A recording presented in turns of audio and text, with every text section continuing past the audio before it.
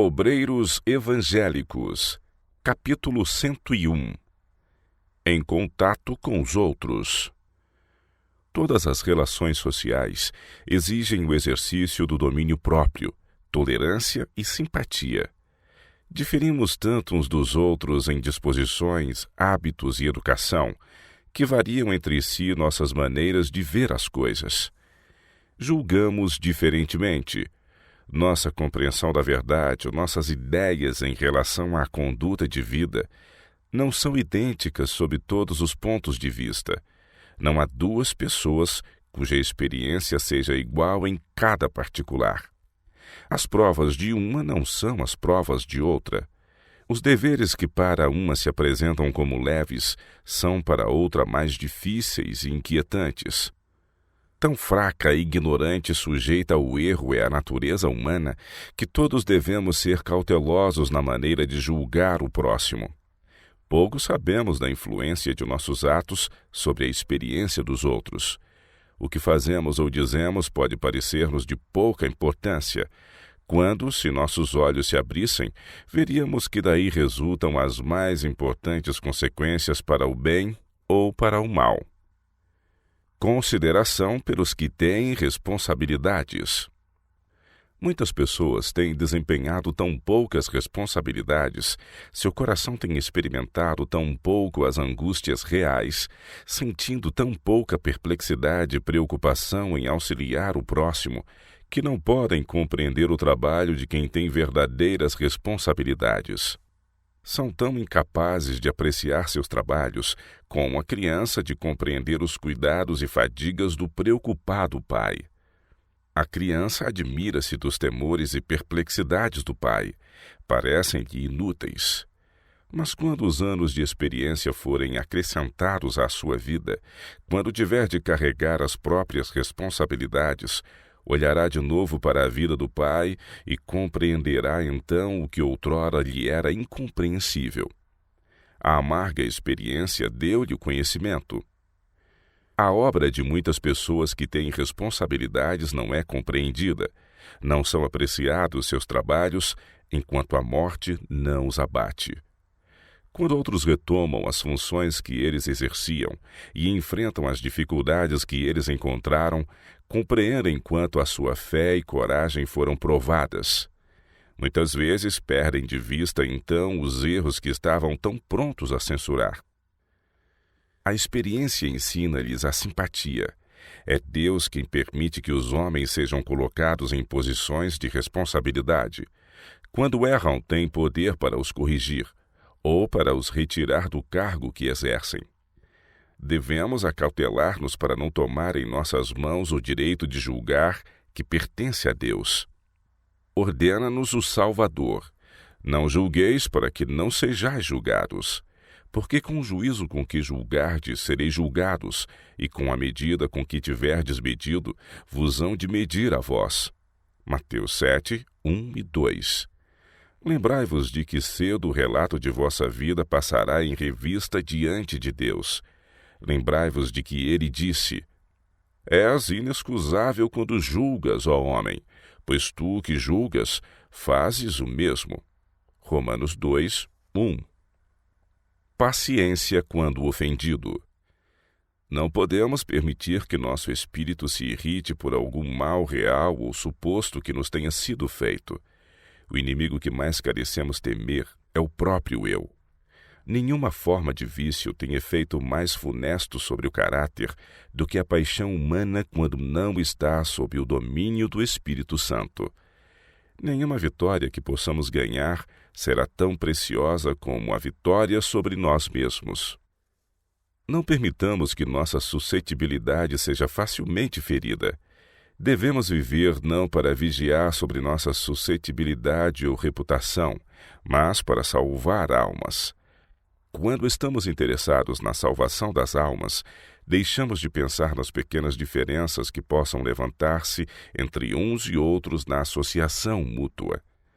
De qualquer sorte que os outros pensem de nós ou conosco procedam, nunca será necessário que perturbemos nossa comunhão com Cristo, nossa companhia com o Espírito.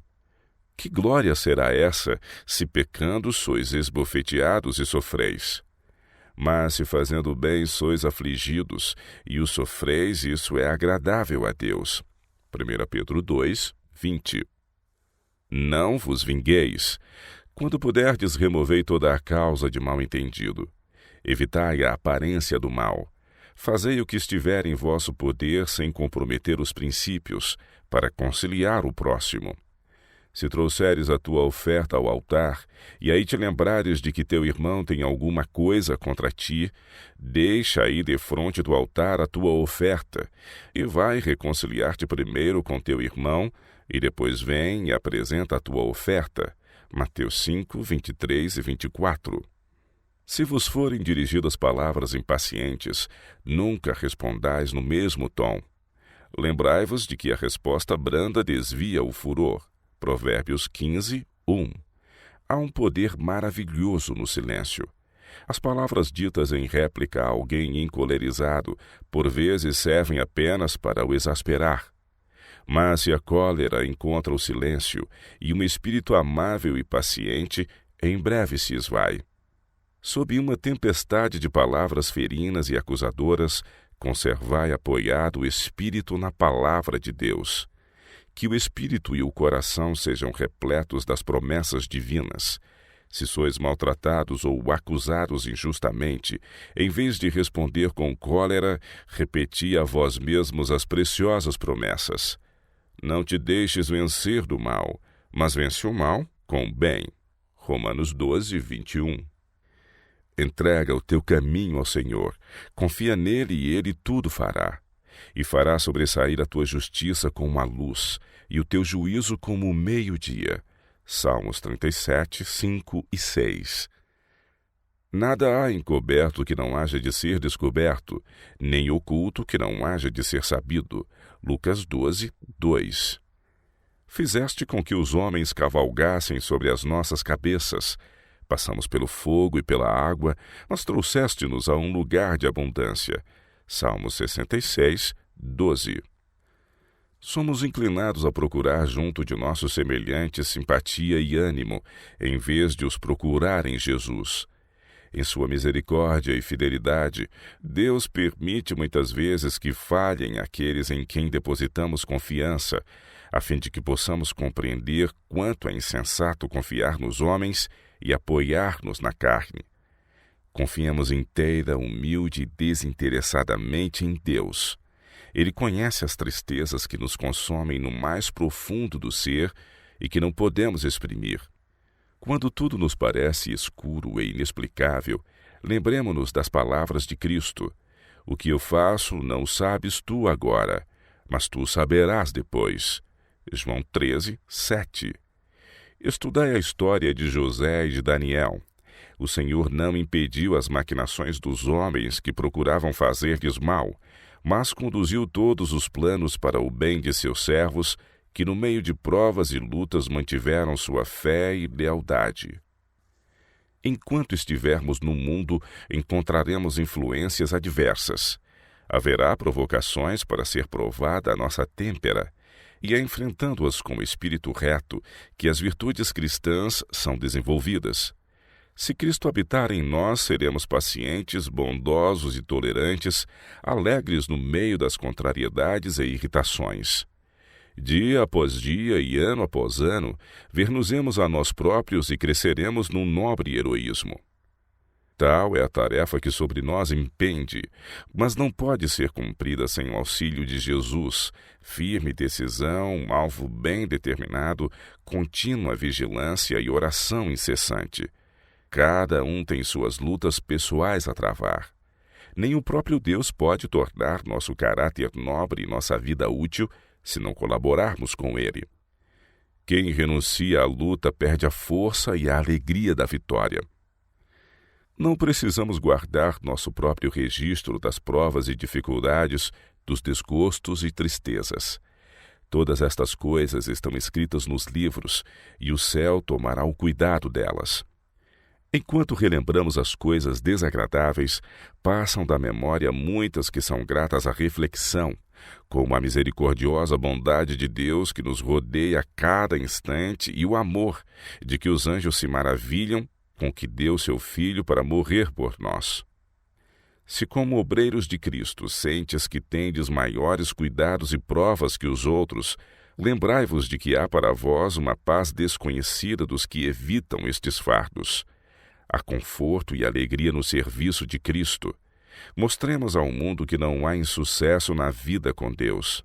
Se vos não sentes satisfeitos e alegres, não faleis dos vossos sentimentos, não anuvieis a vida dos outros. Uma religião fria e sombria jamais atrairá almas para Cristo. Afasta-as dele, para as redes que Satanás lança aos pés dos transviados. Em vez de pensar em vosso desânimo, pensai na força de que podeis dispor em nome de Cristo. Que vossa imaginação se fixe nas coisas invisíveis, que os pensamentos se dirijam para as evidências do grande amor de Deus por vós. A fé pode sofrer a prova, vencer a tentação, suportar o insucesso. Jesus vive como nosso advogado. Tudo que nos assegura sua mediação nos pertence. Não pensais que Cristo aprecia quem vive inteiramente para Ele? Não pensais que visita os que, como o amado João no exílio, estão em lugares difíceis e penosos? Deus não permite que um de seus devotados obreiros seja abandonado a lutar sozinho contra forças superiores e que seja vencido. Preserva como joia preciosa todo aquele cuja vida está escondida com Cristo nele. De cada um destes, diz: Eu te farei como um anel de selar, porque te escolhi. Ageu 2:23. Falai das promessas, falai do desejo que Jesus tem de abençoar. Ele não nos esquece nem um só instante. Quando, apesar das circunstâncias desagradáveis, repousamos confiadamente no seu amor e mantemos nossa comunhão com ele, o sentimento da sua presença inspirará uma alegria profunda e tranquila. De si, disse Cristo: Nada faço por mim mesmo, mas falo como o Pai me ensinou. E aquele que me enviou está comigo. O Pai não me tem deixado só porque eu faço sempre o que lhe agrada. João 8:28 e 29. Cultivai o hábito de falar bem do próximo. Detende-vos sobre as boas qualidades daqueles com quem estáis associados e olhai o menos possível para seus erros e fraquezas. Quando sois tentados a queixar-vos do que alguém disse ou fez, louvai alguma coisa na vida ou caráter dessa pessoa. Cultivai a gratidão. Louvai a Deus pelo seu admirável amor em dar a Cristo para morrer por nós. Nada lucramos em pensar em nossas mágoas. Deus convida-nos a meditar na sua misericórdia e no seu amor incomparável, a fim de que sejamos inspirados com o louvor. Os trabalhadores ativos não têm tempo de se ocupar com as faltas do próximo. As faltas e fraquezas dos outros não fornecem alimento para a vossa vida. A maledicência é uma dupla maldição, que recai mais pesadamente sobre quem fala do que sobre quem ouve. Quem espalha sementes da dissensão e discórdia, colhe em sua própria alma os frutos mortais. O próprio ato de olhar para o mal nos outros desenvolve o mal em quem olha. Detendo-nos sobre as faltas do próximo, somos transformados na sua imagem, mas contemplando Jesus falando do seu amor e da perfeição de seu caráter, imprimimos em nós as suas feições. Contemplando o alto ideal que ele colocou diante de nós, subiremos a uma atmosfera santa e pura, que é a própria presença de Deus. Quando aí permanecemos, sairá de nós uma luz que irradia sobre todos os que estiverem em contato conosco. Em vez de criticar e condenar o próximo, dizei: devo trabalhar para a minha própria salvação. Se coopero com aquele que deseja salvar a minha alma, devo vigiar-me cuidadosamente, afastar de minha vida tudo o que é mal, vencer todo o defeito, tornar-me nova criatura em Cristo. Por isso, em lugar de enfraquecer os que lutam contra o mal, fortalecê-los-ei com palavras animadoras. Somos demasiado indiferentes para com os outros. Esquecemos muitas vezes que nossos companheiros de trabalho têm necessidade de força e animação. Tende o cuidado de lhes assegurar vosso interesse e simpatia. Ajudai-os pela oração e fazei-lhes saber que orais por eles. Todos os que professam ser filhos de Deus deviam ter na mente que, como missionários, serão postos em contato com todas as classes de espíritos.